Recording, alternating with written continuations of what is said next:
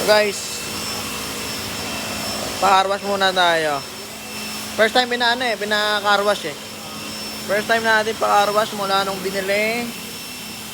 Yan. Dito tayo ngayon sa Mad Garage, tama ba? Mad Garage na. Ayan, Mad Garage tayo guys. Ito yan, Blooming Treat.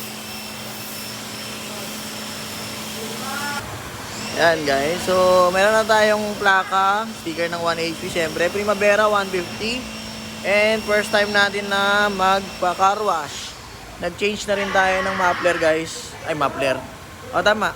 Nag-change na rin tayo ng muffler. Stock yung mags.